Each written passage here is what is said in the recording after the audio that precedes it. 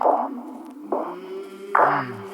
welcome to the second live stream of True Crime Reacts. So the case that we're going to be getting into today is State of Wisconsin v. Chandler Halderson. Now, what I'm going to do in this one that I didn't do in the last one, I think this will help us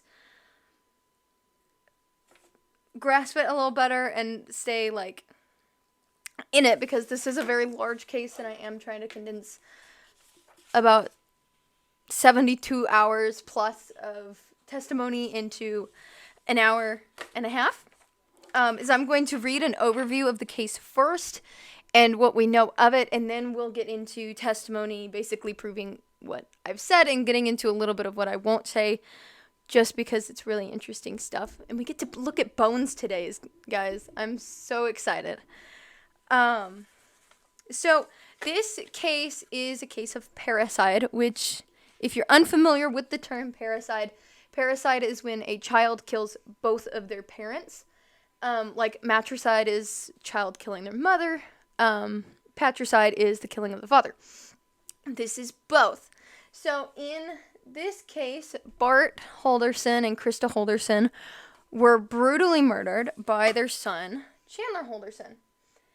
What we know of Chandler Halderson was that he was a Madison College student about to graduate, studying renewable resource engineering, working at American Family Insurance, recently got hired at SpaceX with Elon Musk, planning to move to Titusville, Florida with his girlfriend. We'll actually watch some of her testimony as well. Worked with Madison Police and DNR on rescue diving teams, and recently suffered a major head injury in a fall, which left him permanently disabled and injured. That's a good prediction, Luke. Luke says his early prediction was that he killed them for money. Either way, it didn't really turn out too well for him because he's in jail. So, we're going to find out that everything listed behind me is actually a lie.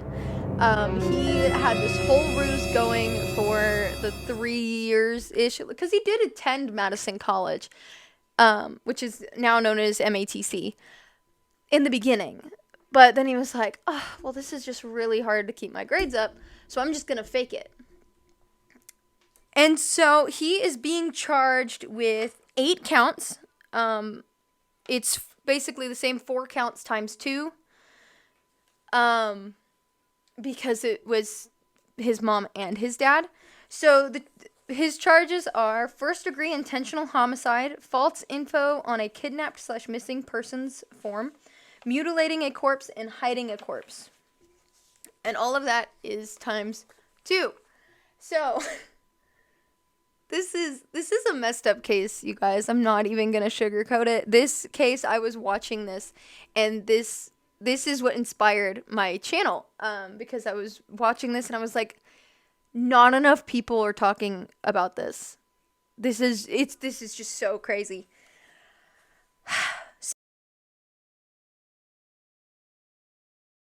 So let's jump into it. The first thing that we're going to be watching is we are going to be watching his interrogation footage, because he refused to testify, which was probably smart, honestly. Halderson.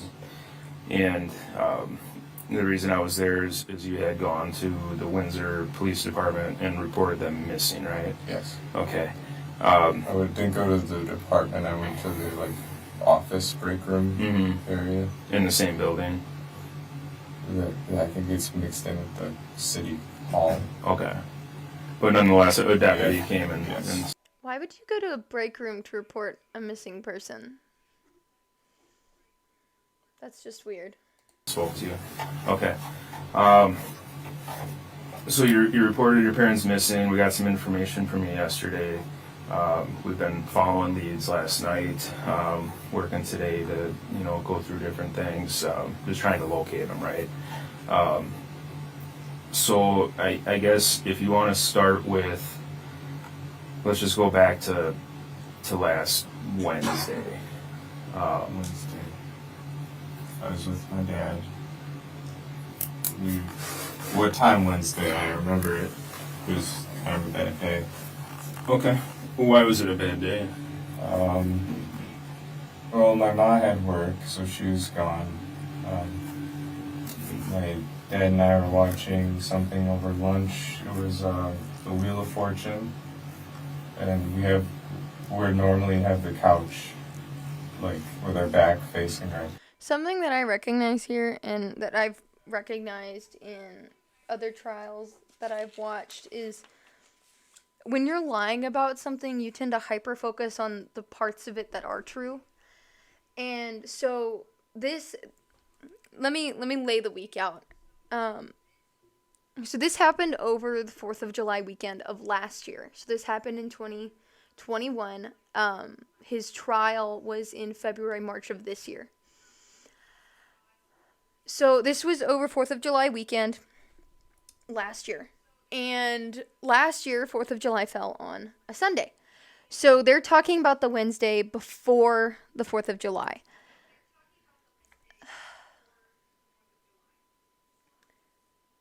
It's so sad. This case is so sad.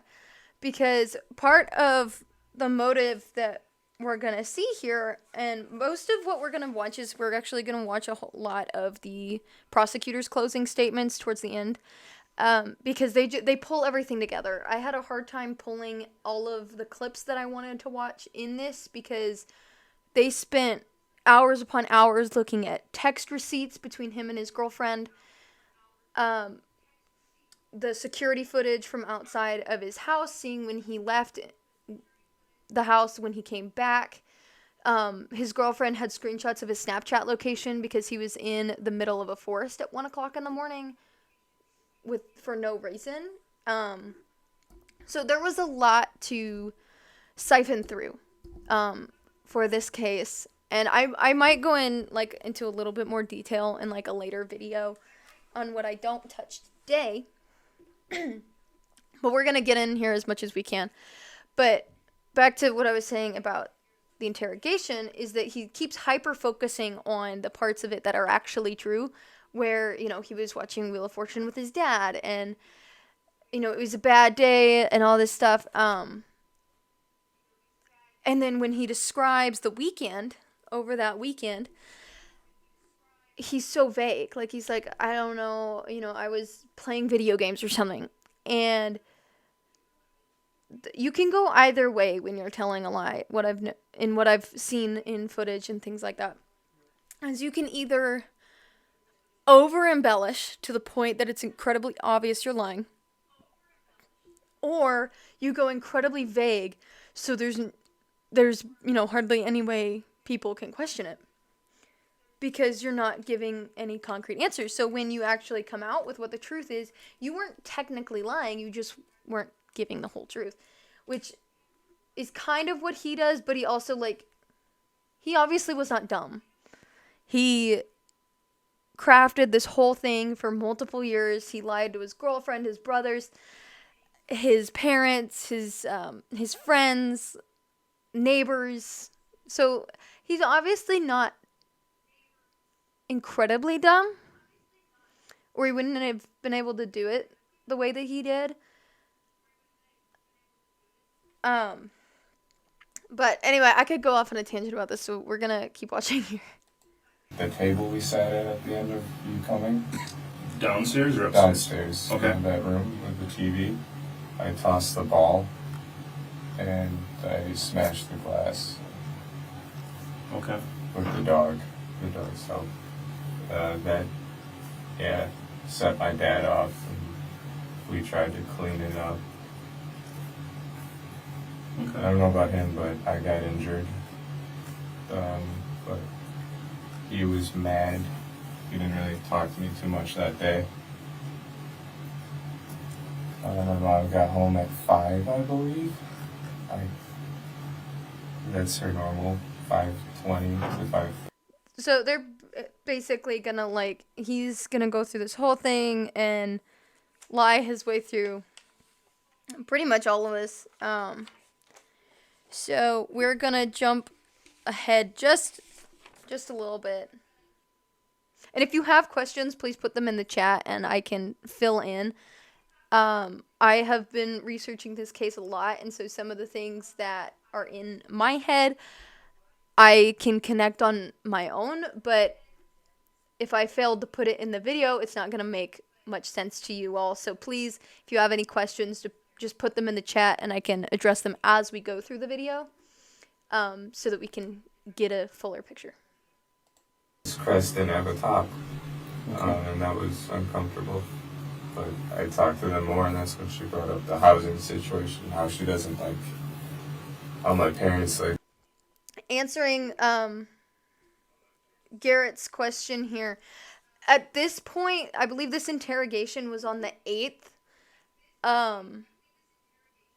Later in the evening, so probably around 5, 6 o'clock, they found partial limbs of Bart Halderson's body at around 3, 4 p.m. So this was after they found Bart Halderson's body and knew that there were some hijinks going on.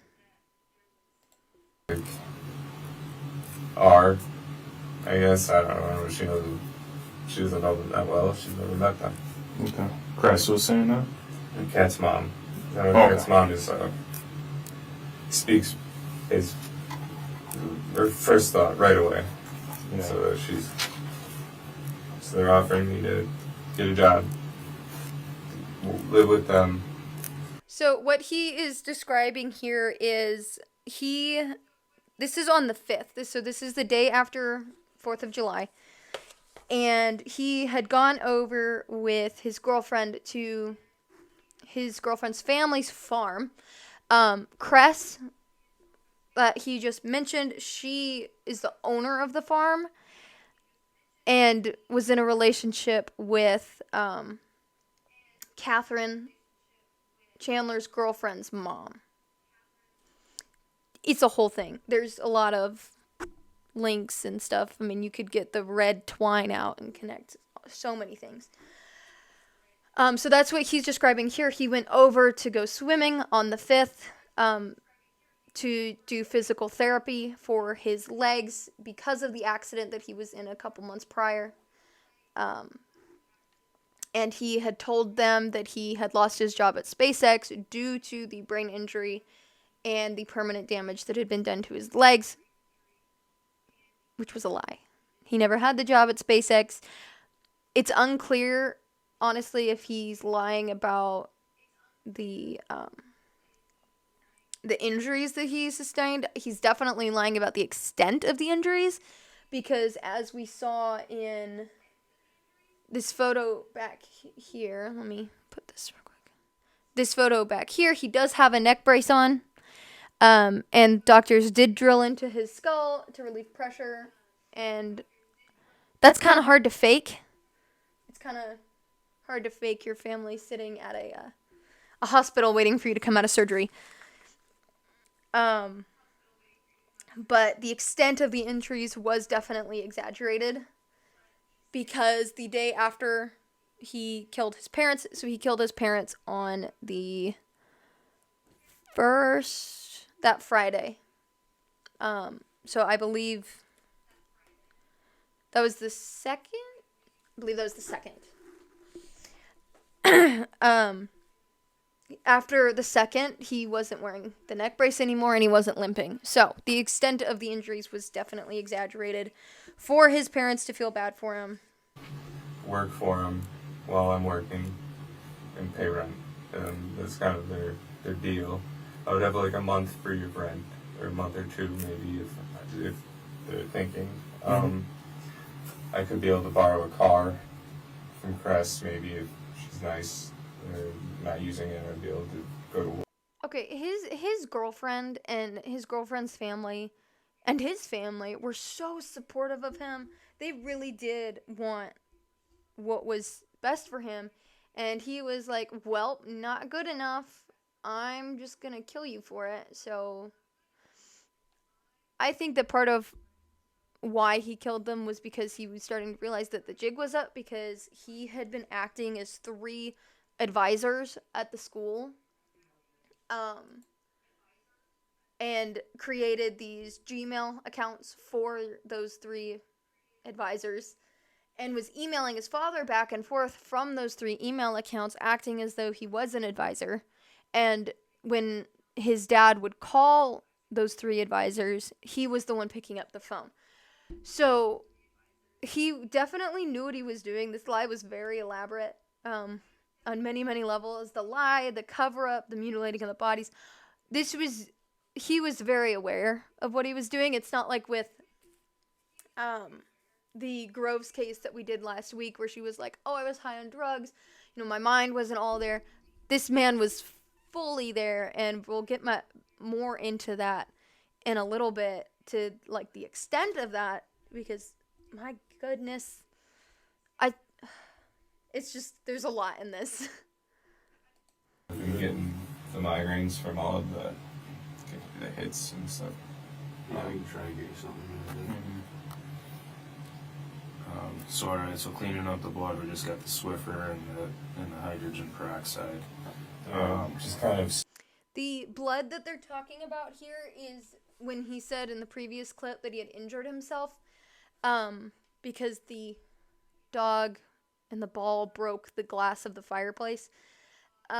He stepped on a very large piece of glass and had sliced open the bottom of his foot. And that's what he's claiming that he needed to clean up with the Swiffer. But I don't know about you guys, and you guys can leave it in the chat. But if I had sliced open my foot on Wednesday, even Thursday, I would not wait until my significant other came to my house on Saturday to clean all the blood off the floor. I don't know if that's just because I like a clean house, or if I don't know. If you leave blood on your floor for 2.5 days, I mean, you do you, I guess. But it's kind of nasty, especially if you have dogs.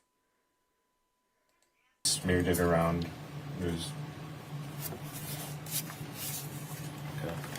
another thing. Paper toweling. Yeah, just that. Okay. And then there's, I don't know. Where did all those paper towels go? Just in the trash? Yeah. Some just everywhere in my car trash, in my trash. They ended up in the car trash? There's a bag in the car that I carried around. It's a car trash. Oh, okay. It's like a gallon bag. Okay. That's more portable than the garbage can. So, yeah, bloody rag after bloody rag, just trying to get it all up. Mm-hmm.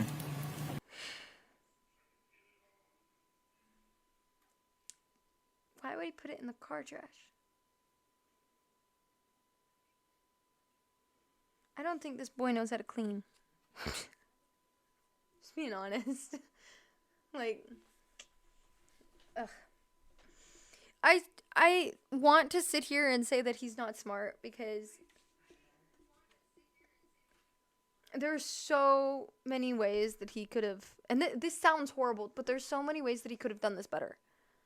But he didn't. And, like, well, I don't know if we'll listen to this later, but he after he killed his parents between 3 p.m. and 5 p.m. Friday afternoon, okay?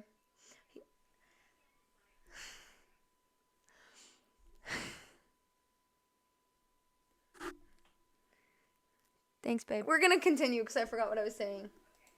I don't know, it was a lot. I didn't feel sick, so it couldn't have been that much, right? Yeah, you didn't lose enough to pass out or anything. Is there any reason to believe mom or dad's blood would be somewhere in the house? Have they been injured at all that you're aware of? Well, my dad scratches his psoriasis till he, like, gushes blood. No, that would not produce the amount of blood that they found on the floor. Goodness gracious, man. This is not hard to think through. Am I wrong? And I'm not sitting here saying I'm going to go and murder somebody, because that would just be wrong. That's also incredibly, like, not biblical. We have the 10 Commandments for a reason. But I feel like this wouldn't be that hard. it would not be hard to do this in a way where you wouldn't get caught. And I'm glad that he screwed up and that he's in jail for the rest of his life. But he has to be... Oh my gosh. He has to be one of the least intelligent murderers I've seen in a trial. And the excuses that he comes up with are just not it, man. Like, I don't know who you think would ever in a million years believe that. But you do you, I guess. This time he wanted to fix it. Well, he fixed the major issue, so it won't be flooding the house. Okay. Or the cabin. Now, he wanted the pipe set to redo it. Okay. Because we need new pipes because they're lead. Look at his face. That's Chandler Halderson, everybody. That guy right there. Thinking he's looking slick with his haircut. Nah.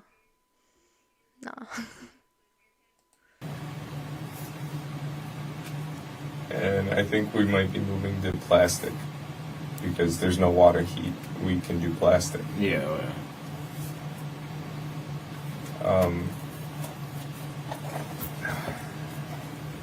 So right now in this bit of his interrogation, he is trying to explain why his parents brought the items that they did with them to the cabin. So his whole story here is that his parents left to go to a cabin with a mysterious couple Friday morning.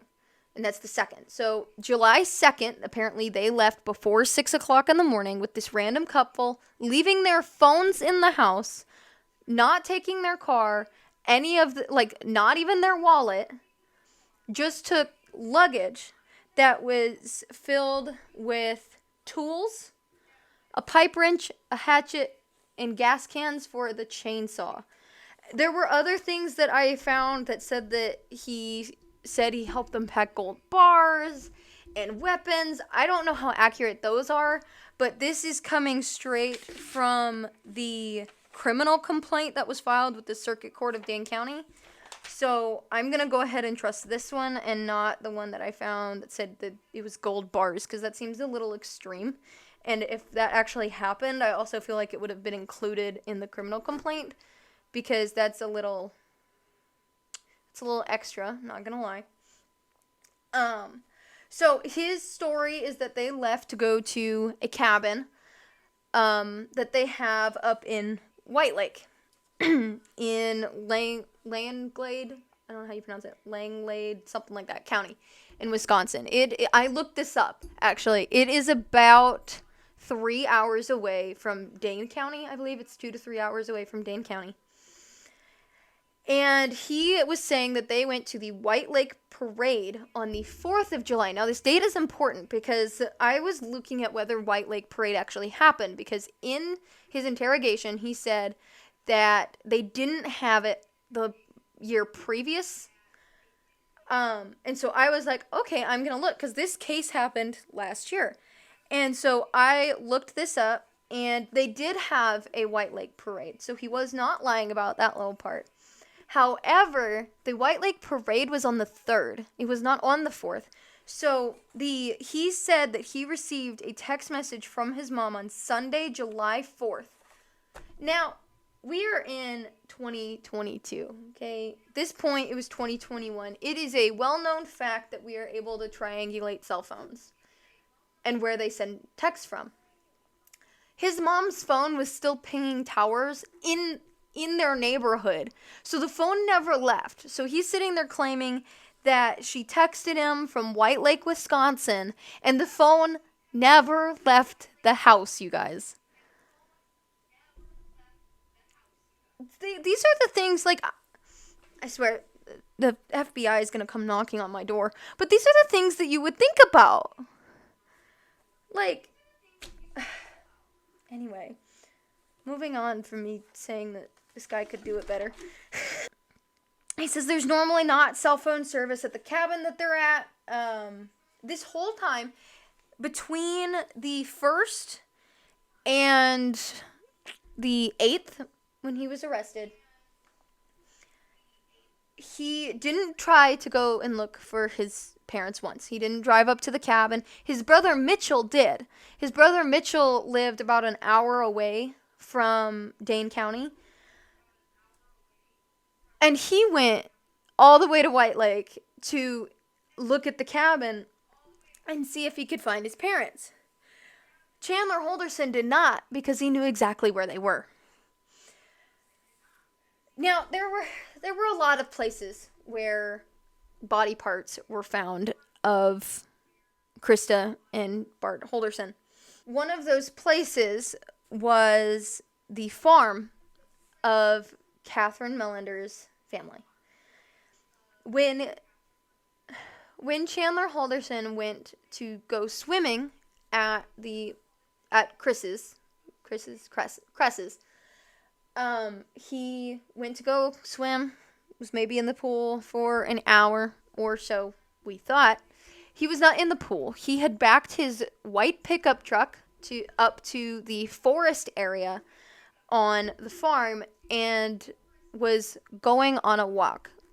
When Catherine's mom came out and saw Chandler walking out of the woods towards his white truck, she knew that something was off. Like, she was already uncomfortable with him just showing up to her house, right? They found, I believe it was the upper torso of Bart Halderson. Various limbs of Krista Halderson, lots of bone fragments, and they found what he used to dismember them. This man used one of those, like, freaking $12 saws that you can get at, like, Home Depot. And it's actually fascinating. We don't see any blood and gore, so if you get grossed out by that, don't worry. We don't look at that. We just look at bones. It's really fascinating stuff, and we're definitely going to get into that. I had way too much fun listening to her testimony. This is the anthropologist that came on stand that actually performed, I'm not entirely sure what they call it, but basically the examination of the bodies. So one of the places that they found body parts was at that farm. They also found body parts along the Wisconsin River. And we know that he was there because Catherine actually had a screenshot of his location on her phone, because she was like, why the heck are you in the middle of a field or in the middle of a forest at, whatever time it was. I believe it was like between 10 and 2 a.m. And he claimed that it was because he was getting CBD for his pain and he didn't want her to be disappointed in him. No, he was hiding body parts, ladies and gentlemen. Because that's what you do on your Monday afternoon. Okay, we're going to get back to watching testimony here. We have a little bit more of his interrogation to watch because I want to watch the cops get fed up with him and put him in handcuffs. Okay, I'm trying to figure out what that part was. But that was when Mitch, diabetes, the number one. Did Mitch go up there with him? No, my mom and I were kind of with Mitch all that weekend doing stuff. Dad just went alone. Yep. And then later that week, I had my fall. And I just started getting my memory back. Okay. So... Where did his mom been up there this year at all? Mom has not been up there this year. Maybe they were up there before. I don't understand how he thought this was going to go any other way than it did. I really don't.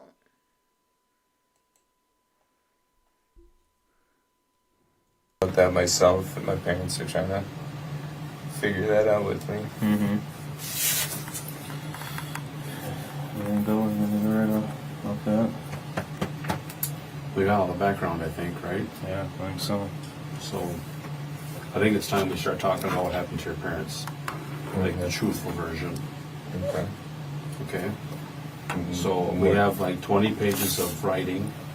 We're going to start with a clean white piece of paper for you to start telling the truth. Okay. What? Because listen to me. Look at his face, you guys. Oh, wait, hold on. I need to move my screen thing a little bit. Look at his face. Look at the utter panic.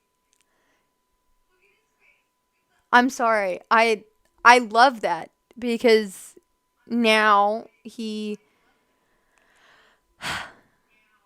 gets to feel the full consequences of killing his parents. Well, part of it because he hasn't been sentenced yet. This is the only chance you're going to have to tell us the truth. Okay. Okay. What? We listen. I can't tell you what we know, but we know you're not telling us the truth. We know your parents are no longer with us. Okay, and we know the reason why. Okay, you need to tell the truth. Listen. You need to tell the truth about what happened, and just tell us why it happened. Okay. If something happened, if you were defending yourself, or if you just got fed up with stuff, you need to tell us the truth. Okay. This is your chance to tell us why. Okay? I'm not BSing you. Okay? So can we do that? Okay. They're okay. What do you mean they're okay? You killed them. They're not okay. I mean, you're really not okay. You're a heathen, but like...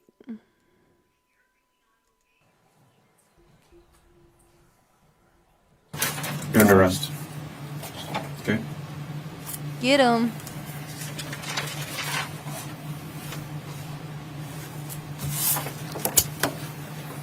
What? Okay. What happened?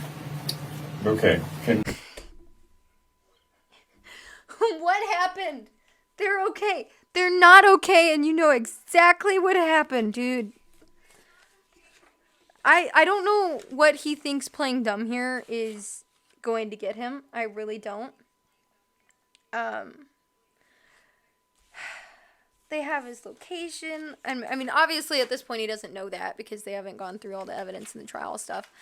But he knows what happened. He's very, very well aware of everything that happened. So playing dumb really doesn't help you here when you know exactly what they're gonna find. At this point though, he has no idea that they have found Bart Halderson's remains, or at least part of them. So I guess he thinks that he can still fix it, if you will. Obviously that doesn't happen because he ends up going to jail. So the next footage that we are going to be watching, and I might have to adjust it just a little bit, is we're going to be watching Catherine Mellender's testimony. This is his... I don't remember at the moment. Do you remember that day when you went over, you put ice in? Obviously, she dumped him the day he was arrested. So, which is, like, good on her. I wouldn't date a murderer. I mean, put in the comments, would you date a murderer? I would hope not, because we don't need any hybristophiliacs in this group. But to each their own.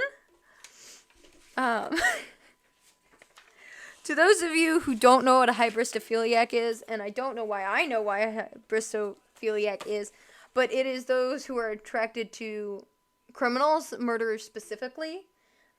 So it's like that weird group of people that's like, oh, I can fix Ted Bundy. No, you can't. It's impossible.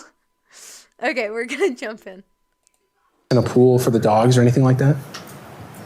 No. And just after that, Chandler sends you another message. Can you read that?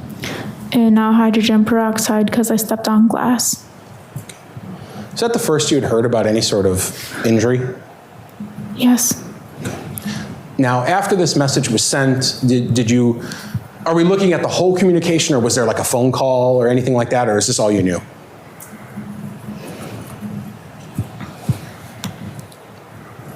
don't remember.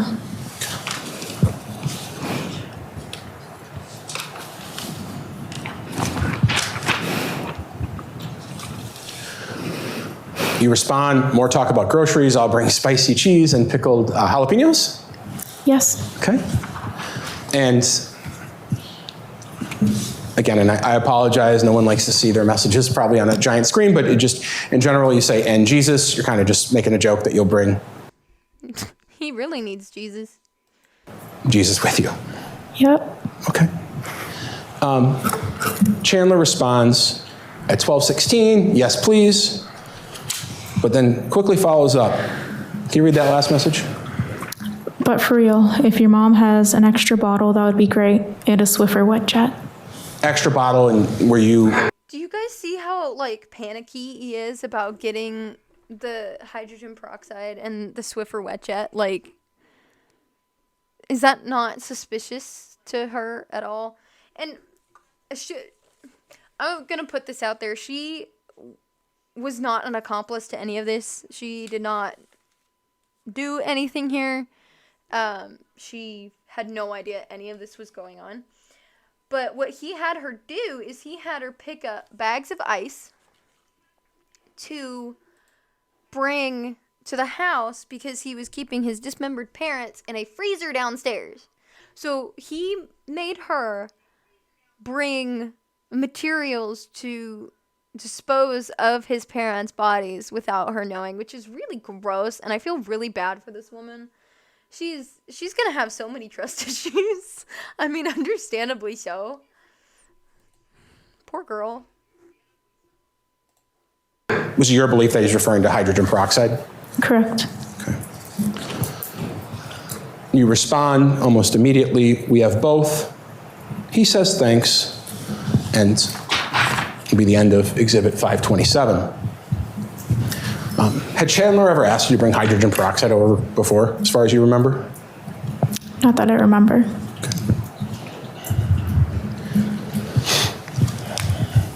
Did you in fact bring him hydrogen peroxide? Yes. Where'd you get it? From my mom's house. You took her bottle? Yes. And what about a Swiffer mop? From my mom's house. You took that to Chandler's? Yes. I'm sure it's been marked in this case. It's exhibit number 528. What is that? My mom's home. That's your mom's? Yes. And is that the Swiffer? Yes. Is that the one you took to Chandler's? Yes. All right, I'll move 528 in evidence. Any objection? No objection. It is received. So, I don't know. This girl's gonna need some intense therapy, and it's completely understandable. I feel so bad for her. I really do.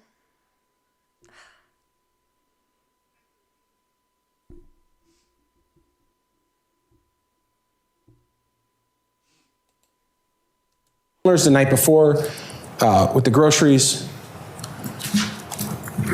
5:20, you tell him you're going to keep your clothes in your car. And Chandler, again, says something about peroxide. Can you read that message? Okay, I do kind of need the Swifter and peroxide and stuff. Okay, so that's the third time that day. This dude needs to chill, like, with the peroxide stuff. Like, this is one of the things where I'm like, okay, you could be smarter about this. Why do you have to mention it so much? And, like, I don't know. I'm gonna stop talking about how he could have gotten away with murder better. I'm gonna hear a knock on my door, and it's gonna be the FBI. FBI, open up! Oh, goodness. He had texted you about peroxide to bring it, right? Yes. She is gonna be triggered by Swiffers, Garrett. It's not funny. It's not. I feel bad for her, but it's a little funny.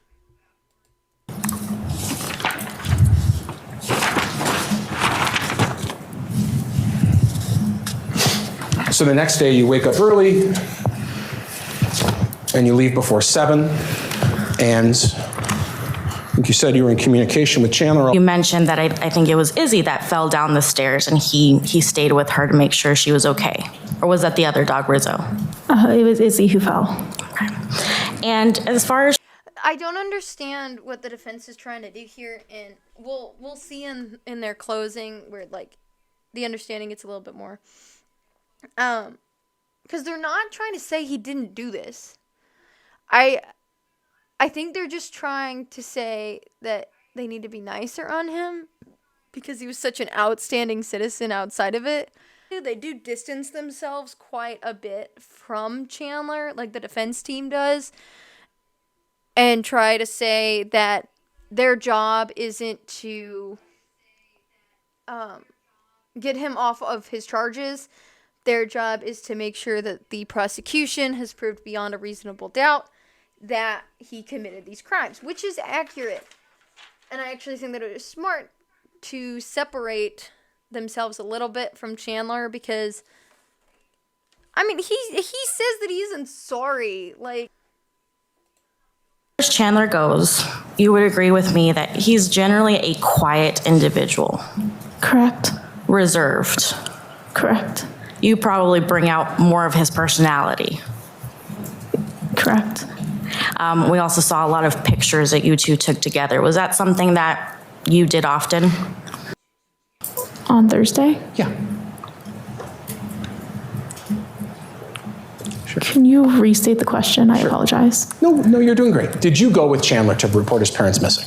I did not go with him to report them missing. Okay. Do you know, were you over at Chandler's house when the police came over that night? On Wednesday? Yeah. I was not there. Okay.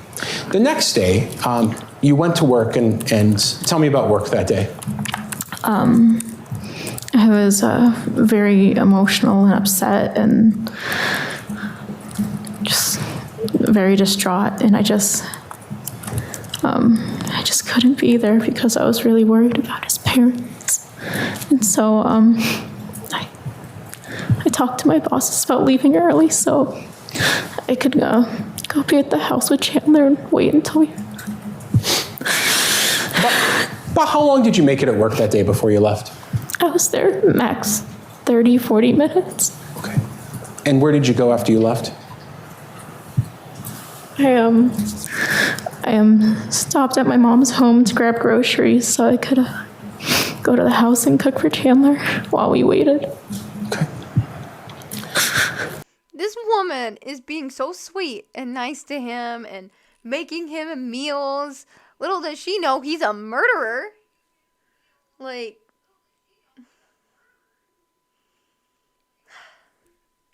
I just feel so bad for her because she was dating this guy for 2 years prior to this, and 2 years just comes to an end because he decides that he's gonna murder his parents 4th of July weekend.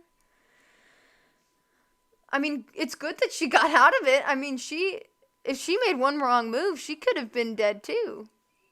Because when she spent the night over that weekend, he had to make sure that she couldn't, go down and open up the freezer because that's where they usually kept all their ice cream, right? And if you've been dating somebody for 2 years, usually you get pretty comfortable around their house and, you treat it like your own home. You go and you get what you need when you need it within reason. I mean, you don't go into people's private stuff, but you feel free to move around the house freely and do what you need to do. And so one of the things that he did to keep her from doing this is the first night that she spent the night over that weekend, he made a fort, and he told her that the reason that they had to sleep in that was because of the dogs and the fireworks, and they were having a hard time. And, his parents didn't want the dogs in his room or whatever. And so they slept in that, but it wasn't really because of that. It was because he had to know when she got up. Because if she was going to go downstairs and get into the freezer to get ice cream, he needed to know because it wasn't ice cream, it was dead bodies. So, can you imagine reaching into the freezer to grab like a drumstick or an ice cream sandwich and pulling out a skull? That'd be pretty gross. Jump in here, and we're gonna go to Dr. Christina Soto's testimony here. We're not gonna watch the whole 2 hours. We are actually going to skip to the end here, where she wraps everything up in like a nice little bow for us. And then we're gonna talk about this and what he did with the bodies as well. I don't know how well you guys can see that. I can barely see it on my screen, but I'm going to read it out anyway. This is my, I guess, last slide we're going to go through. You put some of your conclusions about what you found in this slide. Tell me about this and those numbers that you came to include on the slide. Sure. So I just wanted to kind of give you an overall sense of what we found, right? So we found a total of 106 fragments of bone that were able to be identified. From those 106, 53 of them were considered to be on the cranium. When I'm saying cranium, I'm talking about skull and also mandible.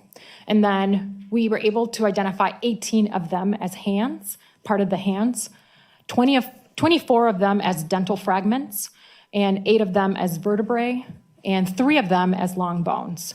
In addition to that, I had 124 fragments that I know they're bone, but I was unable to identify them. So we had a grand total of 230 bones, fragmented bones that were found, again, inside the fireplace, on the grate, and also on the ash disposal area. That is just, man. 106 identifiable human bone fragments in the fireplace.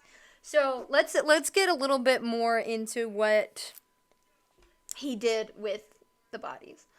So what he attempted to do first is he attempted to burn them. And as many people know, fat is a fantastic conductor of heat, and when you put human fat especially into a fire, it raises the temperature of the fire considerably. And so this man tried to chop up his parents and put their skull, their hands, and part of their legs into the fireplace to burn them. The neighbors thought the smell was just a pig roast, which is disgusting. And it's just, I can't even imagine being in the same house as a burning body. That's just disgusting. And this man was like, oh, I'm just going to casually burn my parents in a fireplace. So that glass that he cut his foot on was actually the glass of the fireplace. And he claimed that it was broken because he was playing ball with his dogs and it hit the glass and it shattered. But the dog didn't get injured. So the dog slid into the glass with the ball, but did not get injured in any way, which is a little suspicious because if you're a dog and you want to go for a ball, you're going to run at it. I mean, I've seen Marshall run across my floor chasing after a toy and just, Fast and Furious, skid into my bookcase. And this is a border collie. So I can only imagine how fast this dog was going. And it's entirely possible that the dog broke the glass. He's saying that the dog, shouldered the glass and it broke. However, we know that that's not true because the glass fragments had residue of human fat on them. And it broke as a result of the temperature inside the fireplace being too hot, not from something hitting it. So he burned the bodies, and then he was like, oh, well, what am I supposed to do with it now that I cut all the limbs off my parents? What better place to put them than to put them in my deep freezer downstairs? So he went to the store late that Friday night, late on the 2nd, and he got 20 to 40 pounds worth of ice. And it's not horribly uncommon for the Halderson family to go and get bags of ice. Their ice maker was broken. They had a portable one. It was small. It produced ice very slowly. So these bones that we're seeing, they needed to be, the fleshy bits and all that fun stuff needed to be kept on ice or the smell would get bad. It would start rotting. And nobody wants rotting flesh in their freezer, right? And so he went and he got these big bags of ice. That's also one of the things that he asked his then girlfriend to bring over for him. He asked her to pick up 2 big bags of ice the next day. So, like, how did he use 20 to 40 pounds of ice in an evening? Because it didn't cover all of their bodies in the freezer.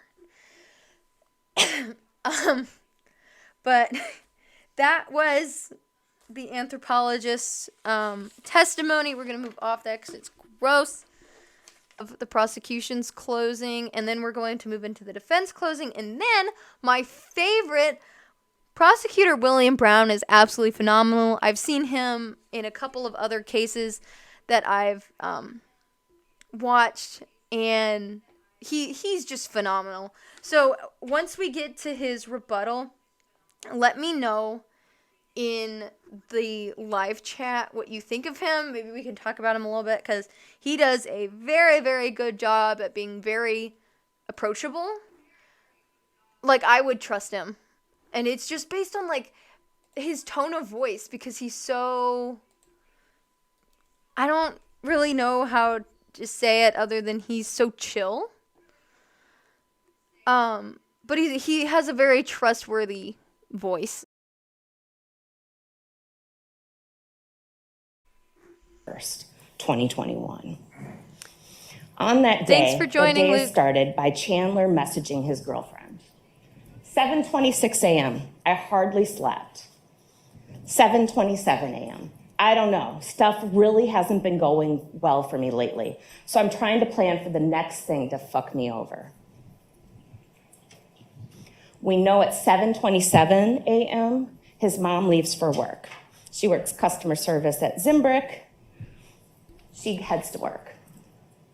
We then know at 7:51 a.m. Gotcha. Okay, I got my dates a little mixed up. I believe Friday was the 2nd. That's not the day he killed them. He killed them on the 1st. The 2nd is when he's saying that they left for the cabin. So I got my dates a little crossed there. Chandler messages his girlfriend. Yeah, I had a great future planned, and it's falling apart. Now, what does he know at this point? His dad does send him a text message the day before saying, I spoke to Omar Job.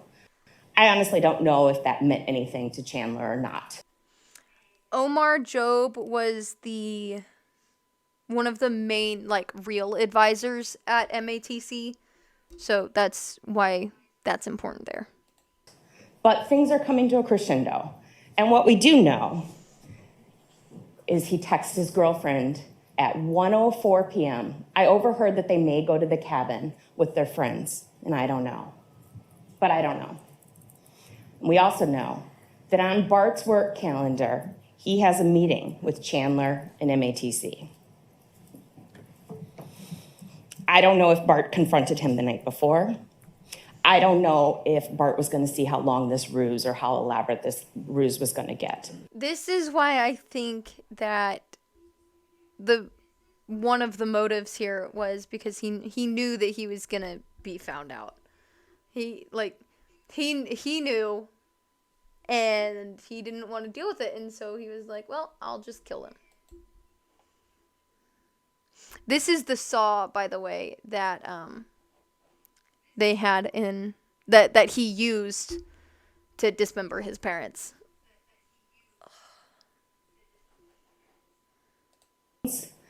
And tell us what tools are consistent with the markings that she saw. On Bart Halderson, his 4th cervical vertebrae is consistent with the broken handsaw. That's the tool that Chandler used to cut off his dad's head. And of course, that handsaw, or that blade, has DNA parts. Tools used to dismember Bart Halderson: the right humerus, consistent with that all-way super saw, right femur, consistent with the all-way super saw, and left femur, consistent with the all-way super saw. That's that saw. Again, has Bart's DNA and blood. Analyst McMahon from the Wisconsin State Crime Lab also looked at some of these items found on the Irwin Road farm. She looked at that saw blade and she compared it to the saw handle found in the garage of the Halderson home. And she did what she does. She took some measurements, puts things precisely, and found that they were a match, that those items fit. She put together two puzzle pieces.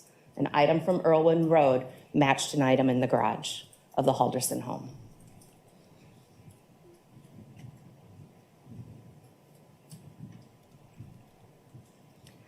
She also took a look at the tarp in the garbage can. And there's a couple links back to the house with this garbage can. There's an extra lid to a garbage can up in that room that was, I think, at one time a bathroom and that they were remodeling. And there's also a matching sort of container in the garage.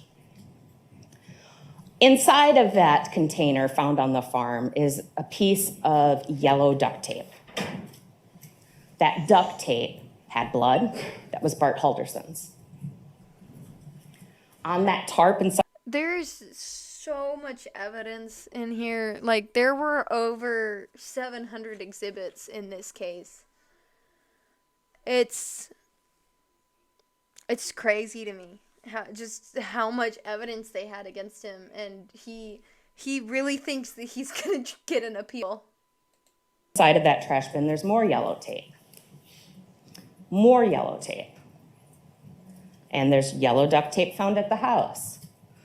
So Analyst McMahon pieced these together microscopically to see if they were a match. And she looked at them and found that they were all one continuous piece of tape.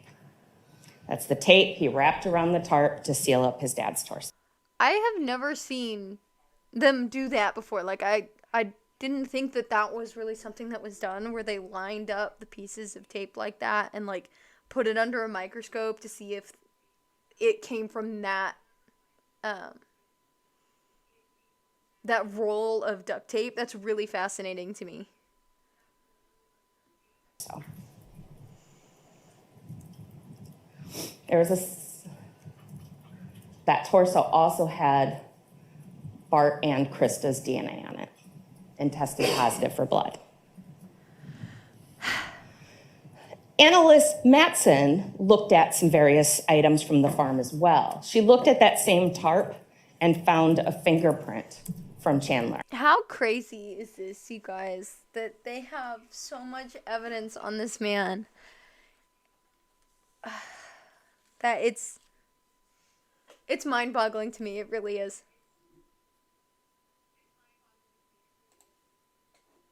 You watch those videos and listen to that audio. When people and his neighbors say, yeah, I turned it over to the police yesterday, he doesn't say, okay, thank you. He starts asking him questions. Does your camera pick up the road? Does it pick up my house? Does it pick up my driveway? He's not trying to help the investigation. He's trying to figure out, are the police on to me yet? He gives media That's not suspicious at all. interviews to 3 different stations. And as more and more squad cars arrive, he starts calling the police, asking, hey, what's up? Also that day, on July 8th, he does some Google searches. The timing of these searches is incredibly important, folks. Those searches happened at 9:44 and 9:45 a.m. Torso is not found until 3 p.m. Krista's legs are not found until a week later. And what is he Googling? Body found, Wisconsin.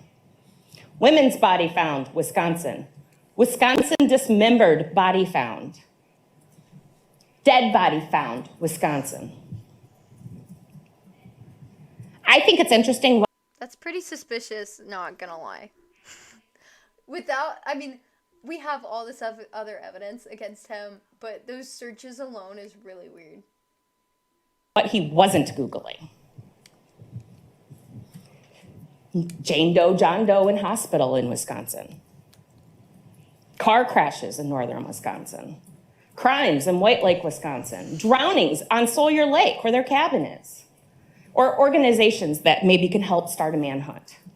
I think it's also worth noting he had 2 vehicles available, never even went looking for his parents. There's a reason. He knew where they were. He put them there. It's also worth noting that the analyst yesterday, Courtney Ripp, testified that she didn't have any Google searches before July 8th to even look at. So that either means that Chandler never Googled anything for the entire time period of those search warrants, or he cleared his history every day. On this day, he was arrested. He didn't have a chance to clear his history. It's crazy to me because another thing that he did that they were able to pull up was within hours, like within a certain time frame of killing his parents, he opened up a note and it said weekend chores. And it was like clean floor. Do chores or something, and it said clean up body. Like, who? iCloud saves everything nowadays, and you're putting a murder cleanup list on your phone? That doesn't seem very smart to me. I mean, it's great because it was used as evidence against him, but like, we are going into the defense closing arguments, which problem. I don't really know what she was trying to do, like I said earlier, but we'll jump into it, watch a little bit of it. Listened to Attorney Brown's opening again this morning as I was getting ready, and there were some things that he noted that I think are important. First off, towards the end of his opening, he apologized for some things. Essentially, he apologized for doing his job. He said it might be repetitive, it might be boring at times, but he needs to do it because he has a constitutional obligation to present their case and they only have one time. And that's fair. So now it's my turn to apologize. I am going to apologize for doing my job. First, let me talk about my job. A lot of people think my job is to, quote unquote, get the defendant off on their charges, to object to every single question that's asked, to ask any question I possibly can of witnesses, to be loud, obnoxious, and make a scene so that I can try to get this person off of their charges. One of the things that I've noticed in defense arguments, I saw this in the case last week, and if you were there for it, then y'all saw it too. The defense attorney for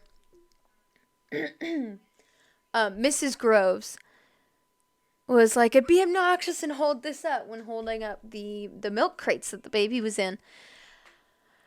And he was like, it being obnoxious and loud and trying to get you to, look at this box. And it seems to be a very common thing for defense attorneys to say that the prosecutors are being dramatic. On Snapchat, they chatted everywhere they could. So you're not going to get the full story from text messages. But what you do know is that at some point, talks about going to this cabin as a family were happening. So this notion that the idea of going to the cabin was last minute because he needed to cover up these homicides that he was going to do is not true. They're not sitting there charging him with being a liar. That just goes to, destroying his character. They're not charging him with that. They're charging him with the homicides that he is not denying.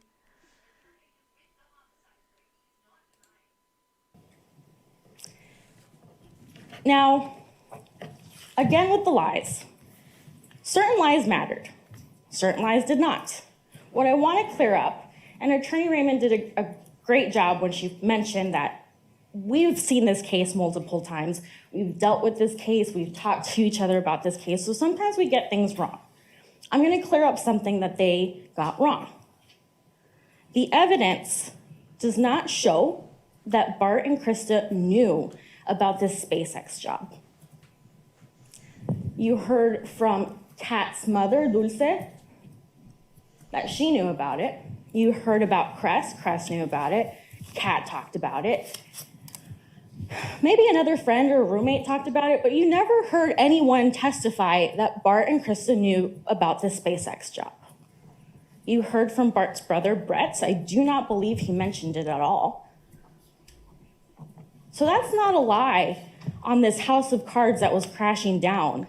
But my question is, why does it matter?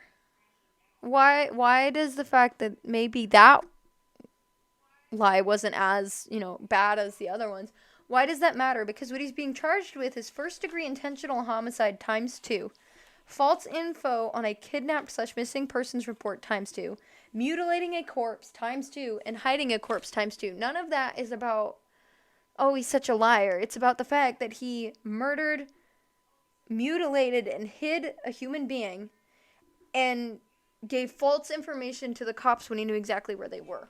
This has nothing to do with him being a liar. The fact that he's a liar is just icing on the cake because he's a horrible person. That Bart and Krista knew about. You also didn't hear that they knew about the scuba team, dive team, whatever you want to call it, lie with the City of Madison Police Department.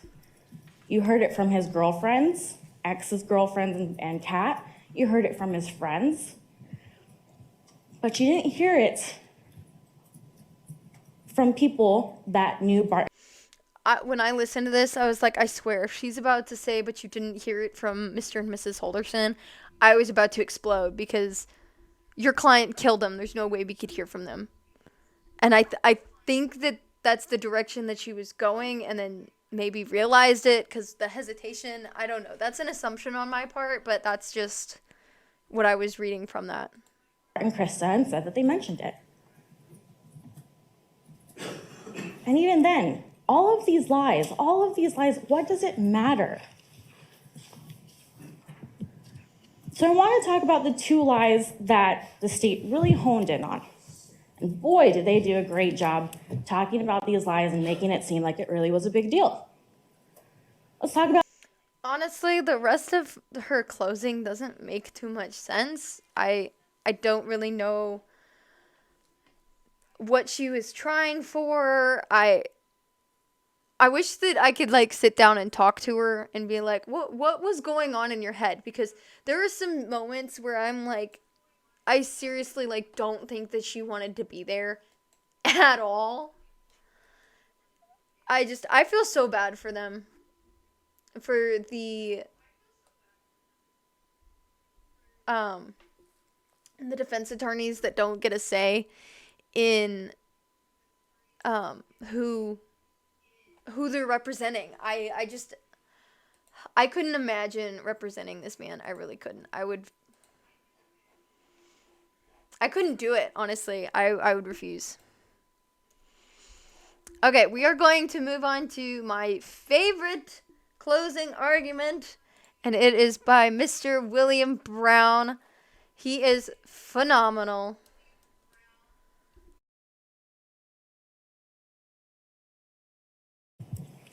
There's a lot of talk in the defense closing and opening about things they learned in law school or going to law school. And I think in the opening I heard at one point, being on a jury is different than being a person. I don't know if any of that's true, but I'm done with law school and I do this for a living. I operate in a world of common sense and not fanciful thoughts of just this guy finding his dead parents and deciding, no big deal, let's just cut them apart and hide them around the state. But who knows how they died? I live in that world. That's the world you should live into. Because being a juror is no different than being a person, unlike maybe what you were told earlier. You're told by the judge, although they figured out a way to say it in about 2 paragraphs, you use your common sense and experience in the roles of everyday life, or something along those lines. A bunch of lawyers got together and thought about it for 2 weeks and figured out a way to say, use your common sense. Miss Vera just stood up here and said, what if this was an awful accident? Bart Halderson was shot in the back twice. You do not fall down and shoot yourself in the back twice. Bart Halderson and Krista Halderson had their heads chopped off, had their arms and legs removed. That was an awful accident. Think of for a second. You heard about the bones. You saw those marks on the bones, those attempts. Some of them 3, some of them 10, some of them 5. False starts is what the anthropologist called them. That is someone on their hands and knees, Chandler apparently, which was just saying, I guess we're admitting to that now. They lied and chopped him up and hit him around the state. On his hands and knees, some of them from the front to back, meaning probably could see the face of his mom and his dad as that saw moved back and forth, back and forth. And you just saw the bones, but what's before the bones? The skin, the blood, the muscle, the fat, the smell that they had to produce, the blood of his own. When I was listening to this, I was like, how on earth would anybody think any other way? Especially after hearing this rebuttal. And I think that it's amazing that the jury came to the decision that they did, although I'm not surprised. Based on the prosecution's closing and their rebuttal statements and those compared to the defense closing, where basically she was just, personally jabbing the criminal justice system and the prosecutors. Even if I just heard the closing statements, I know which way I would go. Own parents. An awful accident. We heard, I go days without Googling things. I don't, maybe you do. But I bet you don't Google dismembered body found Wisconsin when you're crying on the local news about your missing parents. I bet you don't Google woman's dismembered body found. I bet you don't do legal research about some other guy who chopped up his family members and threw them in a river. Bet you don't do that. This process is common sense. Ms. Vera talked a lot about the lies. Chandler is a liar, and it seems like we all agree on that now. Lots of people lie.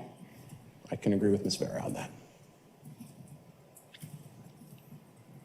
The question in this case isn't, who would do this? And maybe that's something that's gone through your mind here. Who would do this? Who would go through all this?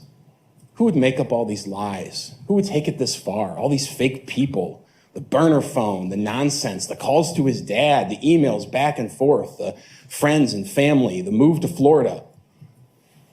Who would do this? And you're going to leave this room. 6 of you are going to go home. 12 of you are going to go into a room and talk to each other. And you're never going to have an answer to that question. Because who would do this in the common sense meaning of it? Nobody does something like this. But that's not the role of a jury. You're answering a different question, which is who did this, not who would do this. Because for the life of you, I bet before you got that notice in the mail a couple months ago saying you had to come here, you would say nobody. You would have said nobody. Nobody would shoot their dad in the back twice, kill their mom, lay him on the ground in front of their family fireplace, take scissors and pruning shears, take a hacksaw, take a keyhole saw, and saw off their heads, arms, legs, burn them in the fireplace. Over 100 fragments of human bone found in that fireplace. You'd say no one would do this. But you got your jury summons, and you ended up here, and you found out that someone did do it. Chandler Halderson did it. So those lies are important. Because you at some level have to grasp how this man got to that point. As I said in the opening statement, the murders were just a small piece of the puzzle. None of the things that happened before, none of the things that happened after make any sense. You gotta have the murders to understand why he did that bizarre story for 7 days of his parents going missing with the unknown couple. And you can understand the murders if you understand what happened before with his bizarre actions of building up this life that wasn't real. Why were those lies important? They were important because that's all he had. We're here because of the deaths of Bart and Krista Halderson, and they are dead. There's no doubt about that. You have most decidedly concluded that at this point. You have seen their bodies. But on some level, whoever Chandler Halderson was died years ago as well. And what was left was this shell of a person who made this nonsense up, who built himself up to be a tech employee, rescue scuba diving guy, who's going to college. It was all he had. It was all he had. And that started to unravel. Maybe his parents suspected it. But you listened to Bart Halderson on that call just about a day before he was killed. Does that sound like someone to you who knew his son had been lying to him? The Hilgendorfs. Their kids, Haley and Hannah, they've had to deal with it. Mary Sesto had to deal with it. Kevin Linsmeyer, the neighbor, had to deal with it. Then to the police. Deputy Seeley, Deputy Nelson, Deputy Shunk, Deputy Sims, Deputy Hendrickson, Deputy Collins LaFleur. Everyone who has interacted with this man for years has had no other experience other than being lied to. And now it's you that's going to be lied to by his attorneys. Asking Okay, you. I'm gonna object now. Inside bar.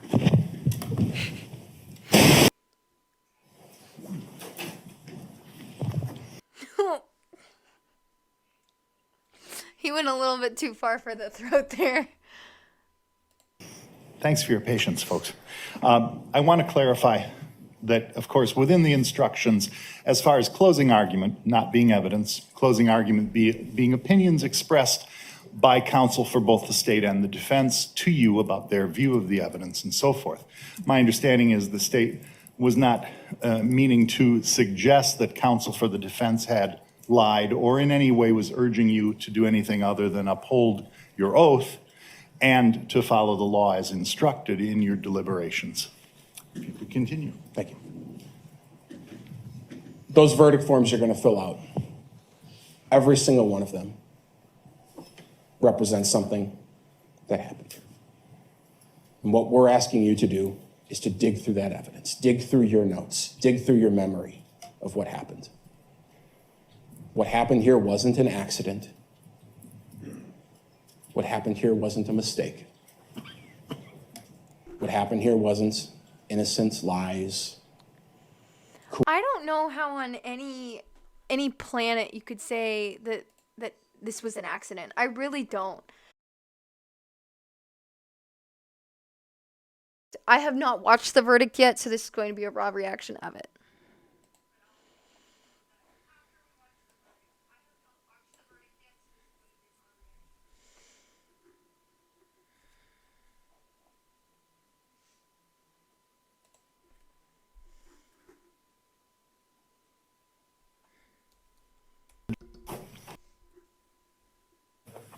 We're back on the record, and the appearances are as they were previously. Is there anything from the state before we have the jury join us? No. Anything from the defense? No. Randy, if you would.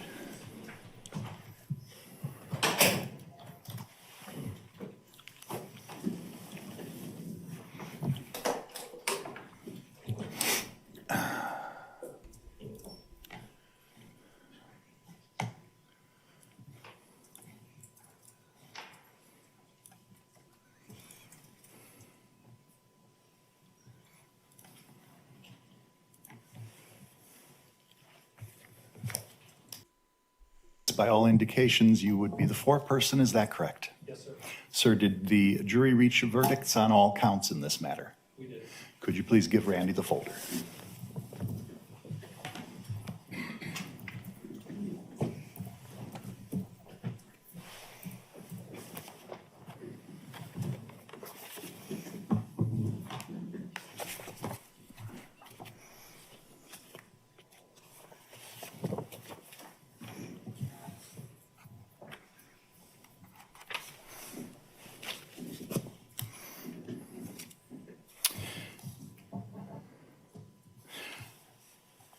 The verdict form on count 1, as signed by the presiding juror and dated today, reads, "We, the jury, find the defendant Chandler M. Halderson guilty of first-degree intentional homicide as to Bart A. Halderson, as charged in count 1 of the amended information.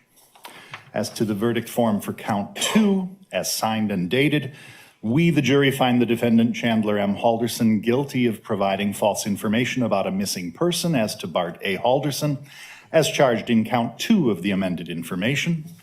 Verdict form for count 3, as signed and dated, reads, we, the jury, find the defendant Chandler M. Halderson guilty of mutilating a corpse as to Bart A. Halderson, as charged in count 3 of the amended information.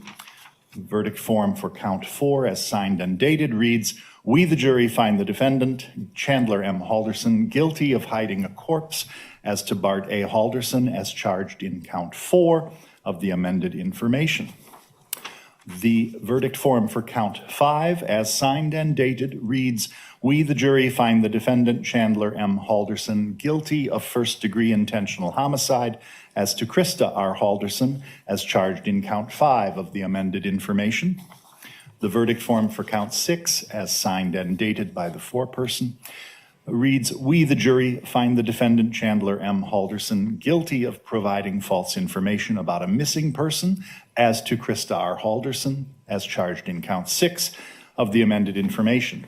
The verdict form as to count 7, as signed and dated, reads, we, the jury, find the defendant Chandler M. Halderson guilty of mutilating a corpse as to Krista R. Halderson, as charged in count 7 of the amended information.